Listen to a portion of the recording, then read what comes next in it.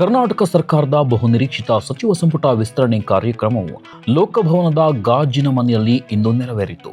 ರಾಜ್ಯಪಾಲರಾದ ಥಾವರ್ ಚಂದ್ ಗೆಹ್ಲೋಟ್ ಅವರು 19 ಶಾಸಕರಿಗೆ ಸಚಿವರಾಗಿ ಅಧಿಕಾರ ಮತ್ತು ಗೌಪ್ಯತೆಯ ಪ್ರಮಾಣ ವಚನ ಬೋಧಿಸಿದರು. ನೂತನ ಸಚಿವರುಗಳಾಗಿ PM Narendra Swamy, Shivaraj Tangadagi, Rudrappa Lamani, KS Basavantappa, B Nagendra, T Raghumurthy, BZ Zameer Ahmed Khan, Rizwan Harshad, Santosh Lad, Madhu Bangarappa, Puttarangashetty, S Mallikarjun, doctor Ajay Singh, N Chaluvarayaswamy, KM Shivalingegowda, HC. Balakrishna, Basavaraj Rayareddy, Vijayanand Kashappanavar ಮತ್ತು ಲಕ್ಷ್ಮಣ್ ಸವದಿಯವರು ಗೌಪ್ಯತಾ ಪ್ರಮಾಣ ವಚನ ಸ್ವೀಕರಿಸಿದರು. ಈ ಸಮಾರಂಭದಲ್ಲಿ ಮುಖ್ಯಮಂತ್ರಿ ಡಿ.ಕೆ. ಶಿವಕುಮಾರ್, ಉಪಮುಖ್ಯಮಂತ್ರಿ ಡಾಕ್ಟರ್ ಜಿ. ಪರಮೇಶ್ವರ್, ಕೆಪಿಸಿಸಿ ಅಧ್ಯಕ್ಷರಾದ ಬಿ.ಕೆ. ಹರಿಪ್ರಸಾದ್ ಸೇರಿದಂತೆ ಸಚಿವರು, ಶಾಸಕರು, ವಿಧಾನ ಪರಿಷತ್ ಸದಸ್ಯರು, ಹಿರಿಯ ನಾಯಕರು ಹಾಗೂ ವಿವಿಧ ಇಲಾಖೆಯ ಉನ್ನತಾಧಿಕಾರಿಗಳು ಉಪಸ್ಥಿತರಿದ್ದರು.